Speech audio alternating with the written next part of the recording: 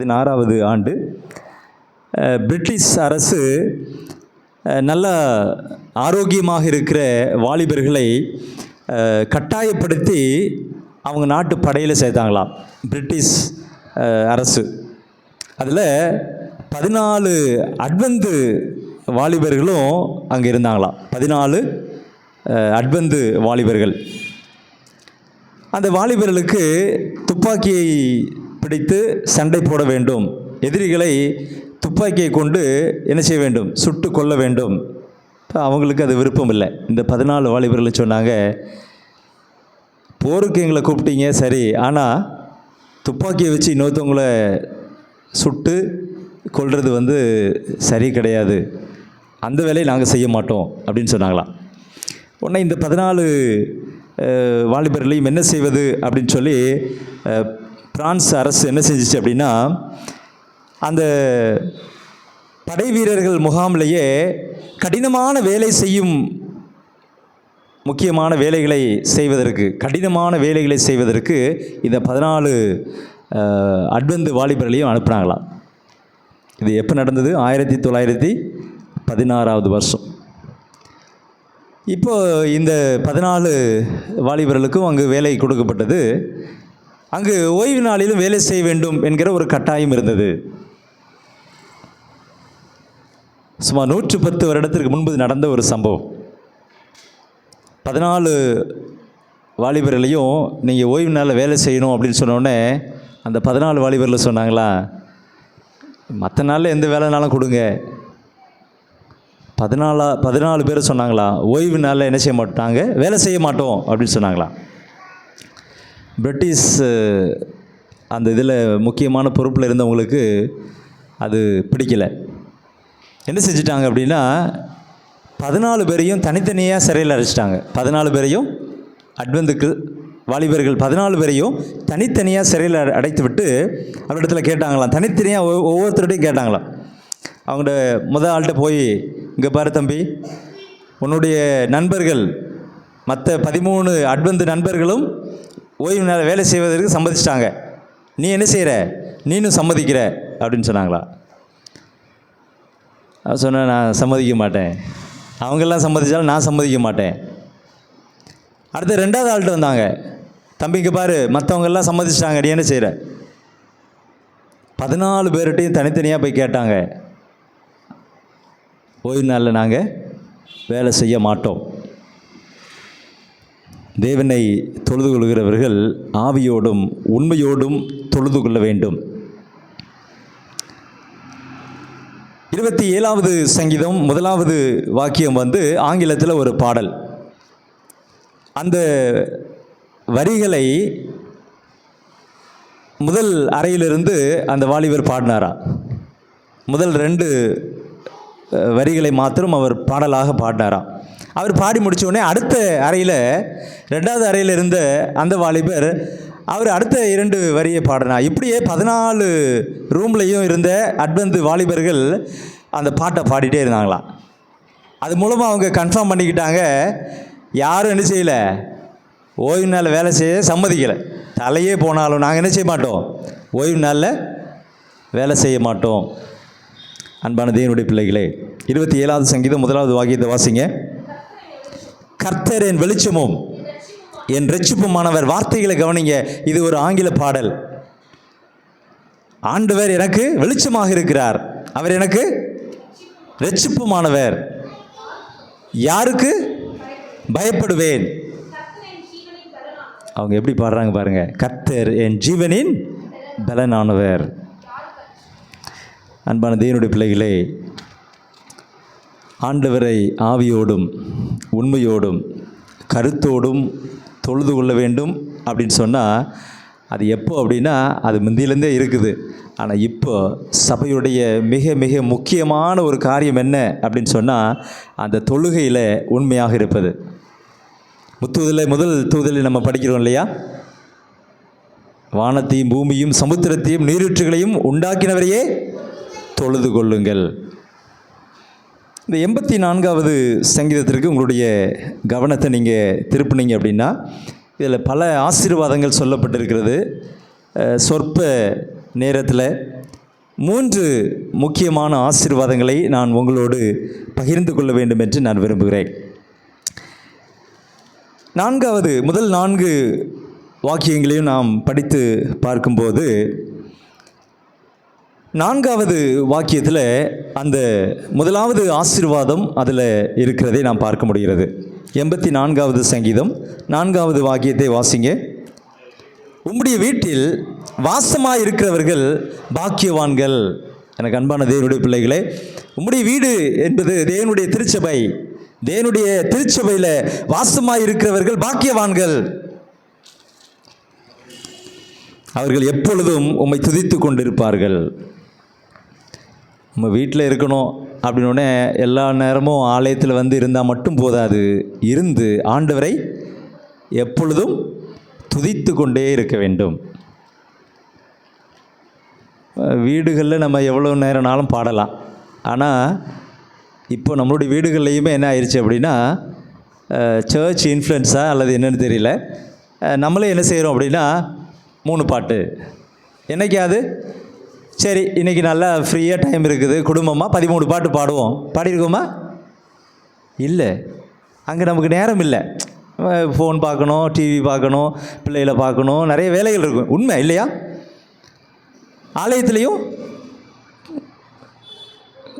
3 பாட்டு 2 பாட்டு பாடணுன்னே டைம் ஆகிட்டுல நம்ம அது எல்லாமே அப்படி என்ன செய்யுது, ஒரு ஃபார்மாலிட்டி மாதிரி போயிட்டுருக்கு.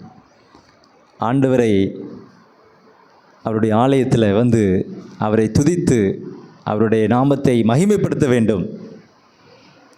அவரை தொழுது கொள்கிறவர்கள் ஆவியோடும் உண்மையோடும் அவரை தொழுது கொள்ள வேண்டும். அப்படி அவரை உண்மையாக தொழுது கொள்ளும்போது அவர்கள் பாக்கியவான்கள்.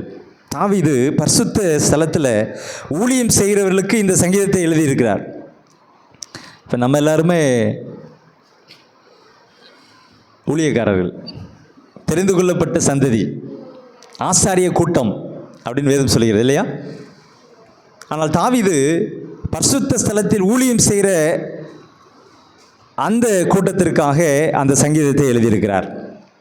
1 நாளாகமம் 9வது அதிகாரம் 1 நாளாகமம் 9வது அதிகாரம் 22வது வசனத்திலிருந்து 33வது வசனம் வரைக்கும் எல்லா வசனத்தையும் நம்ம வாசிக்க வேண்டாம், ஒரு சில வசனங்களை மாத்திரம் வாசிக்க போகிறோம்.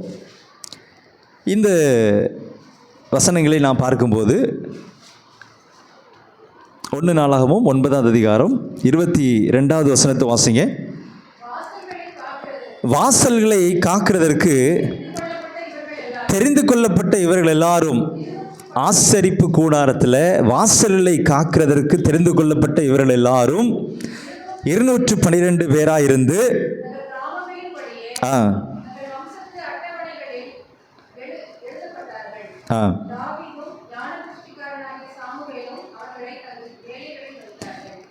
இவர்களுக்கு வேலை கொடுக்கப்பட்டது, வாசல் காக்கிற வேலை. 23வது வசனத்தை வாசிக்கும் போது, அப்படியே அவர்களும் அவர்கள் குமாரரும் கர்த்தருடைய ஆலயமாகிய வாசஸ்தலத்து வாசல்களை காக்கிறவர்களை முறையாய் விசாரித்து வந்தார்கள். ஆலயத்தில் பல வேலைகள் இருக்கிறது இல்லையா? அதில் காவல் காக்கிற ஒரு வேலை. அடுத்தது நீங்கள் பார்த்தீங்க அப்படின்னு சொன்னால் 29வது வசனத்தை வாசிங்களேன். அவர்களில் சிலர் மற்ற பனிமூட்டுகளின் மேலும்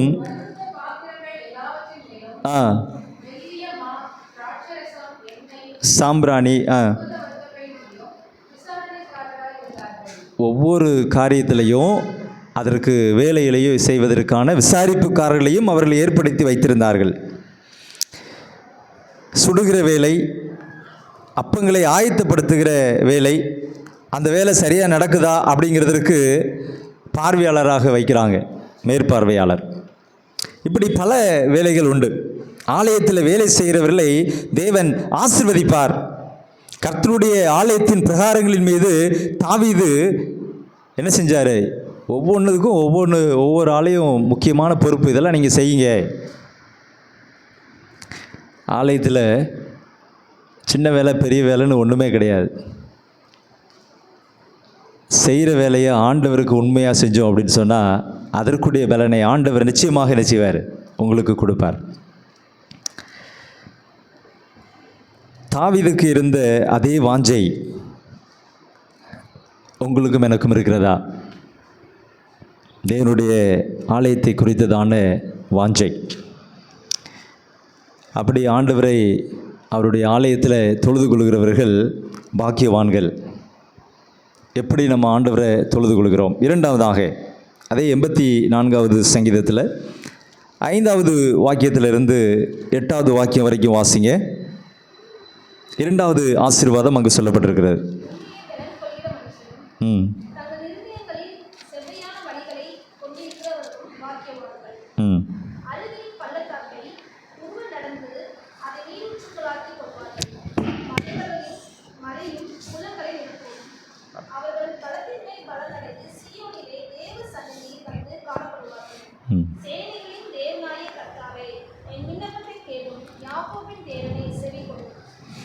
இரண்டாவது ஆசீர்வாதம் இந்த 84வது சங்கீதத்தில் 5வது 6வது 7வது 8வது வசனங்களை நாம் வாசிக்க கேட்டோம். சீயோனின் வாசல்களை அடைவதற்கான வழியை கண்டுபிடிப்பதில் தன்னுடைய கவனத்தை செலுத்தியவர்கள் பாக்கியவான்கள். இங்கே தேவாலயத்திற்கு வருவதற்கான வழியை கண்டுபிடிப்பது அல்ல, பரலோகத்திற்கு போவதற்கான வழியை கண்டுபிடிக்கிறவர்கள் பாக்கியவான்கள். பரலோகத்துக்கு போகிறதற்கான வழியை எப்படி எங்கே போய் கண்டுபிடிக்க முடியும்? தேவனுடைய பிரகாரத்தில் வரும்போது ஆண்டவர் என்ன செய்வார், உங்களுக்கு அதை கற்றுக் கொடுப்பார். அநேக நேரங்களில் சீயோனுக்கு போகிற வாசல்களில் வேறு இடங்களில் தேடிக்கிட்டு இருக்கோம். ஒருவேளை அது நம்மளுடைய வேலையாக இருக்கலாம், நம்முடைய படிப்பாக இருக்கலாம், குடும்பமாக இருக்கலாம், உலக காரியங்களாக இருக்கலாம். அந்த வாசல்களை தேடி போனீங்க அப்படின்னா சீயோனுக்கு என்ன செய்ய முடியாது, போக முடியாது. நம்ம எல்லாருடைய லக்கும் என்ன, அந்த சீயோனை நாம் அடைய வேண்டும்.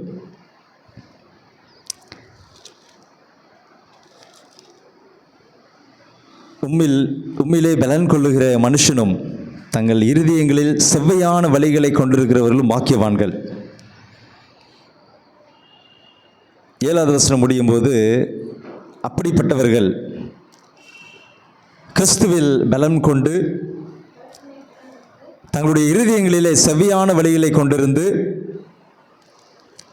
ஆண்டவருடைய நாமத்தை உயர்த்தி பிடிக்கிறவர்கள், ஆண்டவரை தொழுது கொள்கிறவர்கள் என்ன செய்வாங்க அப்படின்னா 7வது வசனத்தில் சீயோனிலே தேவ சந்நிதியில் வந்து காணப்படுவார்கள். அப்படிப்பட்டவர்களுடைய விண்ணப்பத்தை தேவன் என்ன செய்வார், கேட்பார். அன்பான தேவனுடைய பிள்ளைகளை, ஆண்டவரை ஆவியோடும் உண்மையோடும் தொழுது கொள்ள வேண்டும். சீயோனுடைய வாசல்களை அடைவதற்கான வழியை கண்டுபிடிப்பதில் கவனம் செலுத்தியவர்கள் பாக்கியவான்கள். அப்படின்னா அவங்களுடைய லக்கு இந்த உலகத்தில் உள்ள ஆசபாசம், இங்கே உள்ள காரியங்கள் நிறைவேறணும் அப்படிங்கிறது இல்லை. அதுக்காக இங்கே குடும்பம் வேண்டாம், வேலை வேண்டாம், அதெல்லாம் நான் சொல்லலை. பிள்ளைகள், குடும்பம், இங்குள்ள வேலைகள், இங்குள்ள பொறுப்பு, இதெல்லாம் அவசியம்தான். இது எல்லாம் தாண்டி நம்மளுடைய லக்கு எதுவாக இருக்க வேண்டும், சீயோனுக்கு போகிற வாசலை கண்டுபிடிக்க வேண்டும். கடைசியாக இது 84வது சங்கீதத்தில் 9வது வாக்கியத்திலிருந்து வாசிங்க. ஆம். ம் ம் ம்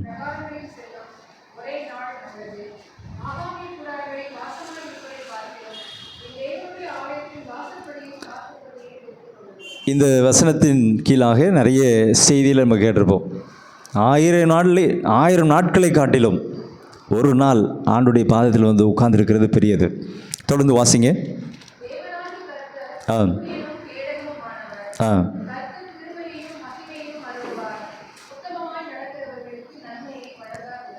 உத்தமமாய் நடக்கிறவர்களுக்கு ஆண்டவர் நன்மையை கொடுக்காமல் இருப்பாரா?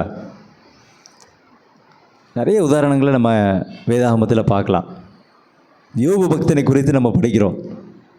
யோபு உத்தமனும் சன்மார்க்கனும் தேவனுக்கு பயந்து பொல்லாப்புக்கு விழுகிறனுமாக இருந்தான். அவனுடைய வாழ்க்கையில் நிறைய சோகம். 10 பிள்ளைகளும் இறந்து போயிட்டாங்க. எல்லா மிருக ஜீவன்களும் மரித்து போட ஒரு நிலை. வேலைக்காரர்கள் எல்லாம் மரித்து போய் ஒருவன் மாத்திரம் தப்பி வந்து என்ன செய்கிறான்? செய்தி கொடுக்குறான். பிறகு சாத்தான் அவனை என்ன செய்கிறான்? புடமிடுறான். உச்சந்தலையிலிருந்து உள்ளங்கால் வரைக்கும் கொடிய பற்களினாலே வாதிக்கப்பட்டு, ஆனாலும் அவர் என்ன செய்யலை? ஆண்டவர் விட்டு பின்வாங்கவே இல்லை. என்ன சொன்னார்? யோபுடைய மனைவி சொன்னாங்க, தேவனை தூசித்து ஜீவனை விடும், இன்னும் உம்முடைய உத்தமத்தில் நிலைத்து இருப்பீரோ அப்படின்னு கேட்கும்போது, பைத்தியக்காரி பேசுகிற மாதிரி பேசாத, அவருடைய கரத்திலிருந்து நன்மையை பெற்ற நாம் தீமையை பெற வேண்டாமோ. 42வது அதிகாரம் சொல்லுது, யோபுடைய முன்னிலைமையை காட்டிலும் அவருடைய பின்னிலைமையை ஆண்டவர் என்ன செஞ்சாரா? இரட்டத்தனையான ஆசீர்வாதத்தை ஆண்டவர் கொடுத்தார். அதே மாதிரி தேவன்தான் என்னுடைய பலன், தேவன்தான் எனக்கு கேடகம், தேவன்தான் எனக்கு சூரியன் அப்படின்னு சொல்லி இருந்தோம் அப்படின்னு சொன்னால், உங்களையும் என்னையும் ஆண்டவர் என்ன செய்வார்? நிச்சயமாகவே உத்தமமாய் நடக்கிறவர்களுக்கு அவர் நன்மையை வழங்குவார் என்பதை இந்த சங்கீதம் உறுதி செய்கிறது. கடைசியாக, சேனைகளின் கர்த்தாவை உம்மை நம்பியிருக்கிற மனுஷன் பாக்கியவான். இப்படிப்பட்ட விசுவாசத்தோடு நம்முடைய தொழுகை இருக்க வேண்டும். ஆண்டுடைய சமூகத்தில் வந்து ஆண்டவரை ஆராதிப்பது அர்த்தமுள்ள ஒரு ஆராதனையாக இருக்க வேண்டும்.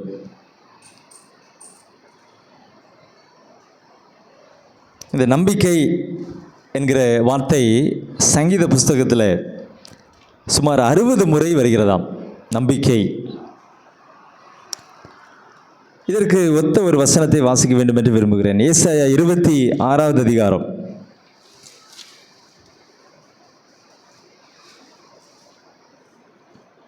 26:4 வாசிங்க. கர்த்தரை என்றென்றைக்கும் நம்புங்கள், கர்த்தராகிய யெகோவா நித்திய கன்மலையாய் இருக்கிறார். கர்த்தரை என்றென்றைக்கும் நம்புங்கள். சில நேரங்களில் சில விசுவாசிகளுடைய வாழ்க்கையை பார்த்தோம் அப்படின்னா, அவங்களுடைய தொழிலில் நல்ல ஒரு வருமானம் வந்து, நல்ல லாபம் வந்து, நல்லா போயிட்டு இருந்துச்சு அப்படின்னா என்ன செய்வாங்க? ஆண்டவர் என்ன ஆசீர்வதிக்காரு அப்படி இப்படின்னு சொல்லுவாங்க. திடீர்னு அது அப்படியே ஒரு யூ-டர்ன் போட்டு கொஞ்சம் நஷ்டத்தில் வந்துச்சுன்னா, ஆண்டவர் என்ன செஞ்சார்? நான் வாரம் வாரம் தசமபாகம் கொடுக்குறேன், கோயிலுக்கெல்லாம் வாரேன், ஆலயத்தை கட்டுறதுக்கெல்லாம் நான் லட்சக்கணக்கில் கொடுத்தேன், ஆனாலும் எனக்கு என்ன நடந்துச்சு? அப்படிப்பட்ட ஒரு மனநிலைக்கு என்ன செய்கிறாங்க? அப்படியே போயிடுறாங்க. கர்த்தரை என்றென்றைக்கும் நம்புங்கள் என்று வேதம் சொல்கிறது. அதே ஏசாயாவில் 12வது அதிகாரம், ஏசாயா 12வது அதிகாரம் 2வது வசனத்தை வாசிங்க.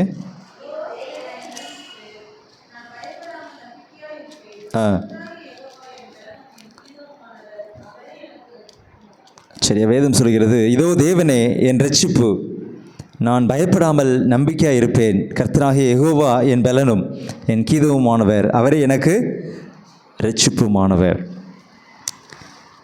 விசுவாசத்தோடு ஆண்டுடைய சமூகத்தில் நாம் வரும்போது, ஆலயத்தில் வந்து மற்ற மக்களோடு சேர்ந்து மகிழ்ந்து ஆண்டவரை நாம் தொழுது கொள்கிறவர்களாக நாம் இருப்போம். 103வது சங்கீதத்தில் இதை நம்ம பார்க்க முடியும். ஆண்டுடைய பிரசன்னத்தில் எப்படி நாம் ஆண்டவரை தொழுது கொள்கிறவர்களாக இருப்போம் அப்படின்னா, என் ஆத்துமாவே கர்த்தரை சோஸ்திரி, என் முழு உள்ளமே அவருடைய பரிசுத்த நாமத்தை சோஸ்திரி. என் ஆத்துமாவே கர்த்தரை சோஸ்திரி, அவர் செய்த சகல உபகாரங்களையும் மறவாதே.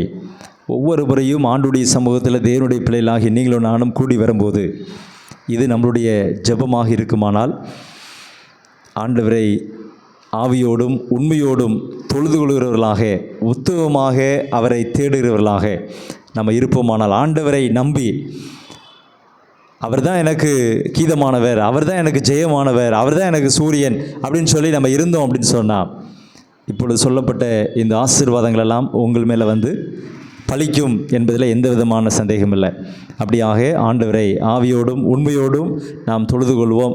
சீயோனுக்கு போகிற அந்த வாசலை நாம் கண்டுபிடிப்போம். அப்படிப்பட்ட கிருபைகளை ஆண்டவர் நம் அனைவருக்கும் கொடுப்பாராக. ஆமேன்.